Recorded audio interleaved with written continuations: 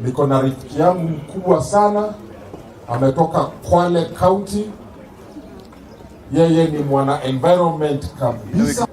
Nataka nimkaribishe Bwana Adam Tala akuje aongee na sisi kidogo, atuambie hizi miti vile tumezipanda tutazitunza namna gani.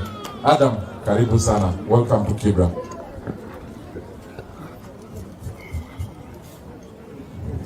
Thank you very much for the clean microphone.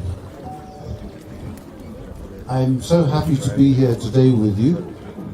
I have an organization called the Africa Conservation Trust, and we produce trees. And we teach people how to produce trees. Initially, mainly nitrogen-fixing trees because they have a special purpose, but we're going to produce millions of them to support this effort. Because, as you've seen, the task is huge. Today, 1,000 trees were planted, so there's only a balance of 999,999,000 to go. Keep going. Well done. Asante.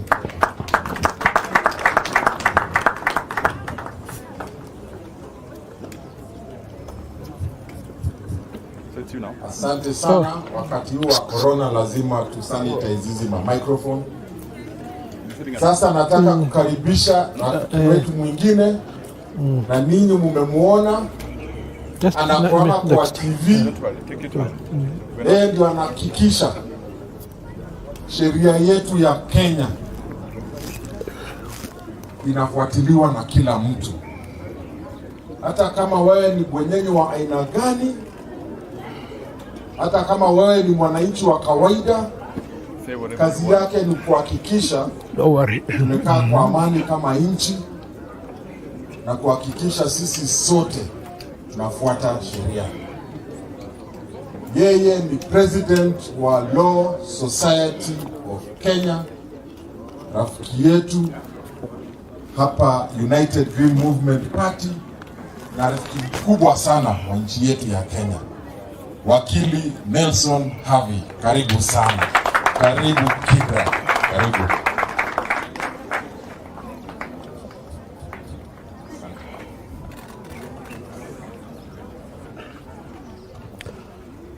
Na msalimu nyote, hamjambo. Hamjambo tena. Mimi nina furaha iliyoje kuwa nanyi katika siku hii, siku ya muhimu sana. Nani yuwafahamu siku hii ni siku gani? Leo ni siku gani? Holiday gani? Wacha kudanganya wananchi, hakuna holiday inaitwa huduma. Leo ni holiday inayoitwa Moi Day.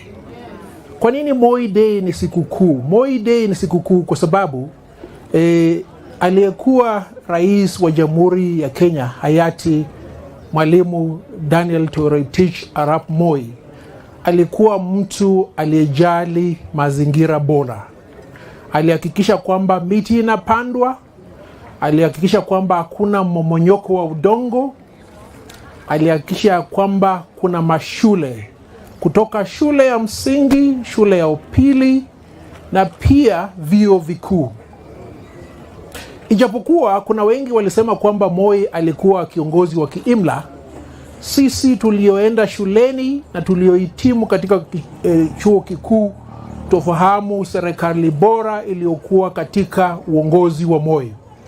Lakini la muhimu, na kwa sababu leo ni siku ya Moi Day, ningelipenda kusema mazingira bora ni msingi halisi wa maisha bora. Kwa sababu upanzi wa miti waleta kivuli, waleta hewa safi, waleta matunda, watupatia mbao na mambo mengi ambayo siwezi kusimulia yote kwa upana wakati huu. Je, serikali tulio nayo wakati huu yazingatia mazingira bora? Kumekuwa na mmomonyoko wa udongo. Maziwa yetu ni machafu, mito ni michafu. Ukiangalia kama mto ulioko nyuma yetu ni mchafu sana, unatoa uvundo, na sidhani kana kwamba mngelipendelea kuwa na mto mchafu kama huu. Tulikuwa na serikali ya kiraia ya kaunti ya Nairobi, lakini serikali kuu imefanya hiyo serikali ya kiraia iwe serikali ya kiimla. Mwafahamu serikali ya kiimla ni gani? Serikali ni ya kiimla ni serikali ya kijeshi. Na huyu jenerali mkuu aliopewa amri ya kusimamia hiyo serikali ya kiimla ameanza vita. Amekata miti yote iliyokuwa katika barabara kuu ya Wayaki Way. Tuofia pia huenda akakuja akakata miti kama hii. Ndiposa ningelipenda kuwarai nyinyi nyote mpande miti na msimame kidete, mkataze serikali msikate miti. Sababu mti una manufaa mengi sana. Ukiangalia kama mti huu wa acacia huenda kwa kuwa na karibu miaka 40. Mimi niko na miaka 44. Anayepanda mti wakati huo mti hautamnufaa. Huo mti utawanufaa wajukuu wanaokuja baadaye. Ndiposa nimeona ni jambo mwafaka vuguvugu la muungano wa kijani kibichi kuwa na hafla kama hii ya upanzi wa miti. Ningelitaka kumshukuru kinara na viongozi wote wa United Green Movement kwa kutualika hapa tupande miti. Na kwa sababu mimi ni kiongozi wa muungano wa mawakili, ni jambo la busara pia niongee nanyi kuhusu mambo kadhaa ambayo huenda si mambo ya mwafaka katika uongozi wa taifa la Kenya. Hapo juzi tarehe 21 Septemba, Jaji Mkuu David Kenani Maraga alisema kwamba bunge livunjiliwe mbali. Kwa nini Jaji Mkuu alisema bunge livunjiliwe mbali? Jaji Mkuu alisema bunge livunjiliwe mbali kwa sababu bunge halijapitisha sheria ya usawa wa jinsia. Usawa wa jinsia waashiria nini? Usawa wa jinsia wasema hivi kwamba hawa wanadada wote walio hapa, nyanya zetu, wake zetu, watoto wetu, lazima wawe nafasi ya kuwania katika ugombezi wote wa uongozi. Lazima wawe nafasi sawa ya kuteuliwa katika nafasi zote za uteuzi wa serikali. Na hapo awali, kabla uamuzi wa Jaji Mkuu uje, Mahakama Kuu pia ilisema kwamba baraza la mawaziri la Rais Uhuru Kenyatta haliko halali. Haliko halali kwa nini? Kwa sababu halijazingatia usawa wa jinsia. Kuna wanawake wachache katika hizo baraza. Naye rais wa taifa la Jamhuri ya Kenya alisema nini? Aliposafiri kule Ulaya, Ufaransa, alipoenda kuomba mikopo kwa minajili ya kutengeleza barabara, mikopo ambayo haijapewa ruhusa na bunge la Kenya, mikopo ambayo nyinyi kama wananchi hamjahusishwa, mikopo ambayo itamwezesha yeye kukata miti, akisema kwamba anatekeleza barabara. Alisema hivi kwamba, alisema jambo hilo kwa nini? Hata liguzia kwa sababu liko mahakamani. Hebu fikiria kwa upana. Kiongozi ambaye amekaidi uamuzi wa kiongozi ambaye hazingatii katiba, anasema kwamba anatarajia kwamba uamuzi bora utatoka mahakamani. Na jambo hili lapaswa limuhuzunishe nyinyi nyote. Kwa nini lapaswa limuhuzunishe? Nitampatia mfano mmoja. Judge wa mahakama aliamua kwamba Nairobi Metropolitan Services si serikali halali na akaitupilia mbali. Akawapatia siku 90 kuhakikisha kwamba wanaweka mikakati bora wa kuleta serikali kulingana na mkataba baina na Mike Sonko na rais wa Jamhuri ya Kenya. Lakini walifanya nini? Waliomba mahakama ya rufaa itupilie mbali huo uamuzi. Na kabla mahakama ya rufaa ijatupilia mbali huo uamuzi, wakarudi mahakamani. Na mimi natumai huenda walimfinya huyu judge akabadili uamuzi wake kusema kwamba sasa Nairobi Metropolitan Services ni halali. Na mimi nahofia, na nyinyi nyote pia yapaswa muhofie, kwamba anaposema kwamba anaongoja mahakama itoe uamuzi, bila shaka anajua uamuzi ambao mahakama itatoa. Na kwa nini niseme hivi? Nasema hivi kwa sababu uamuzi wasia aliyompa rais jaji mkuu David Maraga si wasia ambao unaweza pelekwa mahakamani. Ni kana kwamba utasema kwamba waweza kumshtaki rais aliyoko mamlakani na upate uamuzi na useme uamuzi ni bora. Uamuzi hautakuwa na msingi wowote kisheria. Na wafahamu alipowasili humu nchini aliyekuwa rais wa Jamhuri ya Sudan, Generali Omar al-Bashir, kulikuwako na jaji mmoja alitoa uamuzi kwamba atiwe mbaroni. Mwakumbuka? Kwa nini hakutiwa mbaroni? Hakutiwa mbaroni kwa sababu uamuzi huo haukuwa na msingi wowote wa kisheria. Kwa Kiingereza na kwa kisheria tunasema it's a nullity ab initio.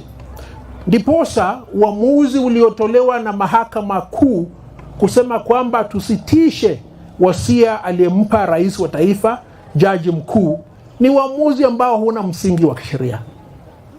Na ni jambo lisilo mwafaka sisi tuwe na idara moja ya serikali, bunge, mwanasheria mkuu, kwenda katika mahakama kumkosoa jaji mkuu, ili hali jaji mkuu ni msimamizi wa idara moja ya mahakama.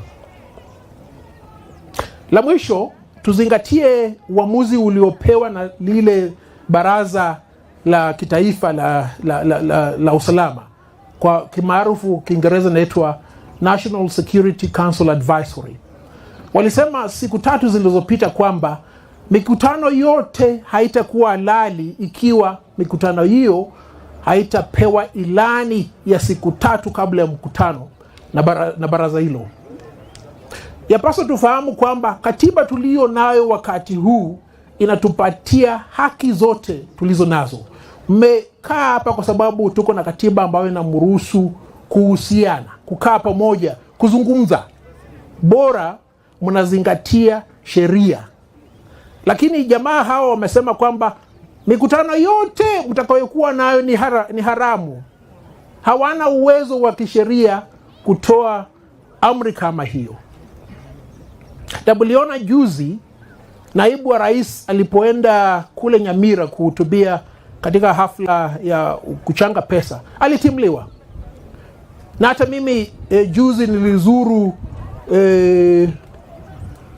uliokuwa mkoa wa Magharibi almaarufu Western. Nilikuwa nimeenda kuzungumza na mawakili, nilikuwa nimeenda kuzungumza na mahakimu, majaji na mawakili na viongozi ambao tuambatana nao katika maadili yetu. Lakini sehemu zote nilizokuwa nikienda nilikuwa nafuatwa na gari la polisi kwa sababu walikuwa wanataka watutimwe. Hawazingatia kwamba wananchi wako na haki ya kufanya lote wapendalo, ili hali wanazingatia sheria. Na kama muungano wa wanasheria, ningepasa kuambia mambo matatu. La kwanza, kutokea tarehe 12 Oktoba mwaka huu, bunge halitakuwa halali kamwe. Nanyi kama watu wa Kibera, yapasa mwambie mjumbe wenu ambaye ni rafiki yangu sana kwamba yeye hana halali yote ya kujiita mjumbe wenu. Kwa nini tunasema hivi? Kwa sababu bunge linazungumza kwa niaba yenu.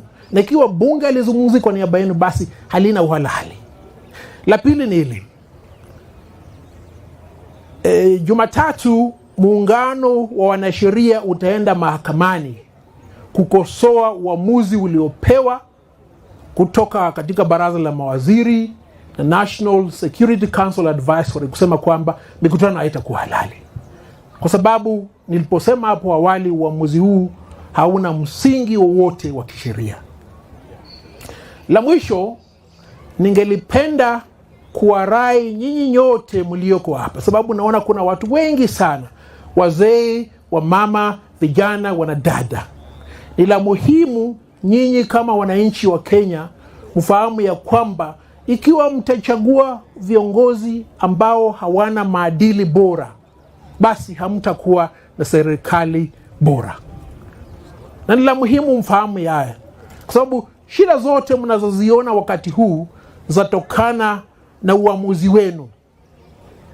Na baina yenu wako viongozi wengi sana chipukizi wamejitokeza, Mumfahamu Governor Jonathan Mweke, mumfahamu Mheshimiwa Agostino Neto, na we mumfahamu Mama Mazingara. Mama Mazingara yuko wapi? Hebu kuja hapa tafadhali. Mumfahamu huyu mwanadada, muangalie. Mama mrembo sana, mama aliye na akili, mama aliye na uwezo. Nataka atakaposimama kugombea kiti chochote mchague. Na Mama Mazingara pia nakwambia, tafuta wanadada wengi wajitokeze ili wachukue mamlaka ya nchi hii. Unaweza keti. Nitaongea dakika 2 kwa Kiingereza alafu tutamatishe mjadala huu.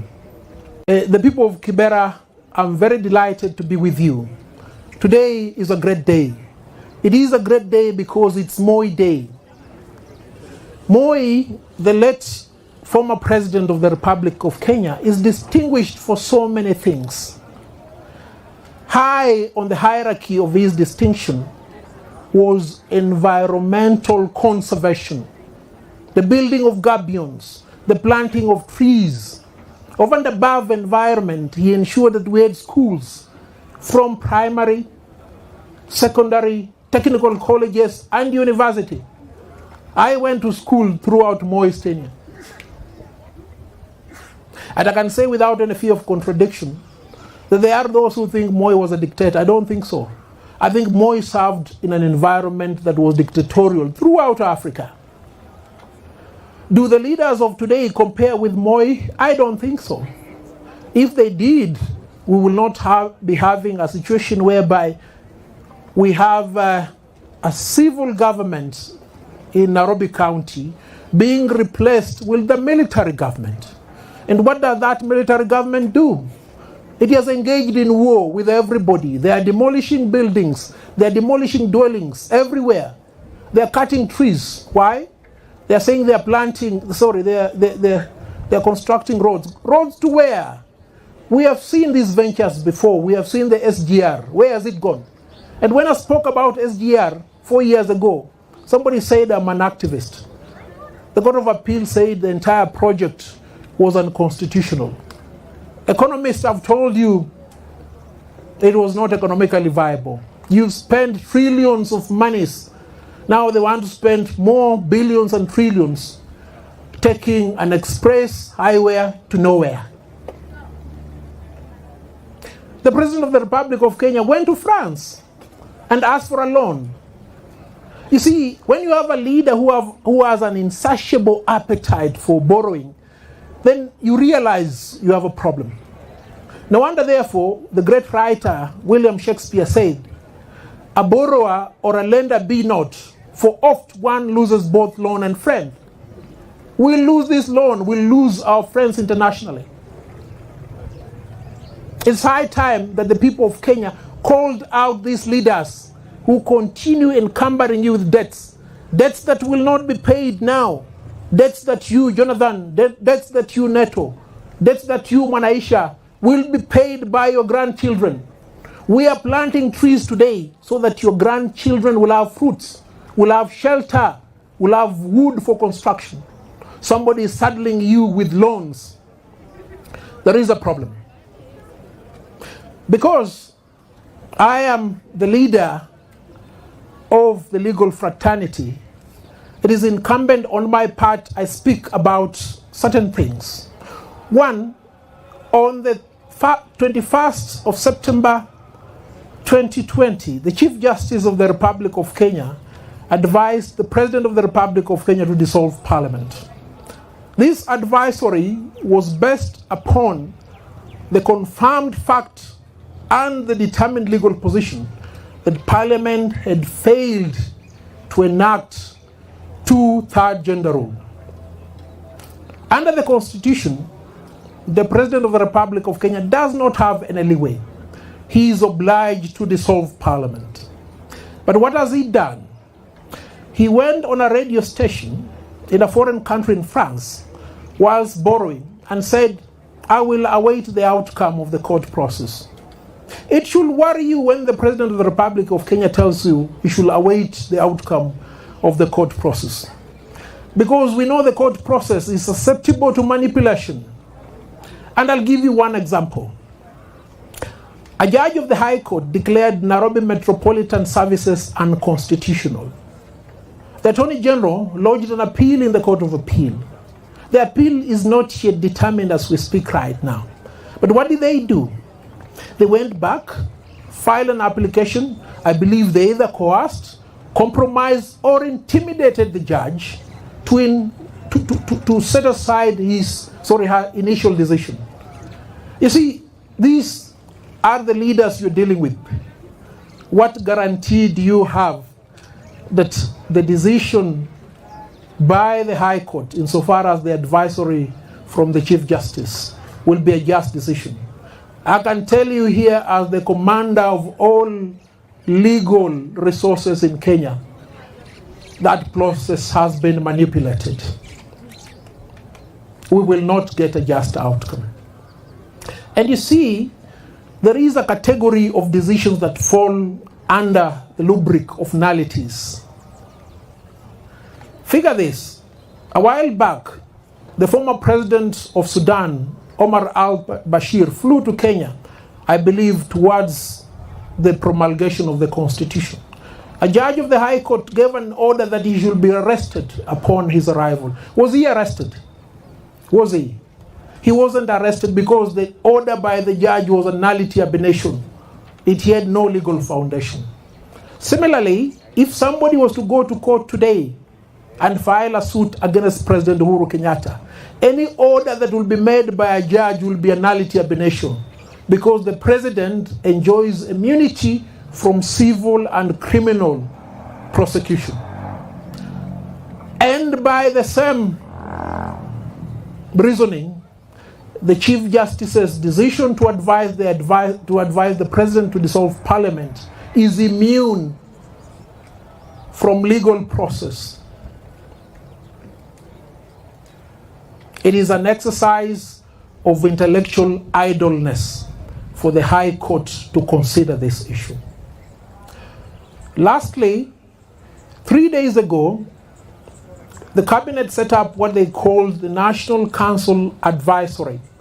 That advisory issued a communique to the effect that no public gathering will be lawful unless it is preceded by a 3-day request for permission. And what happens when request for permission is made? They say the request for permission is declined. Yet, President Uhuru Kenyatta, former Prime Minister Raila Odinga are holding public gatherings day after day. Friends, the law cannot be for the obedience of the people and the disobedience of the rulers. It's that simple.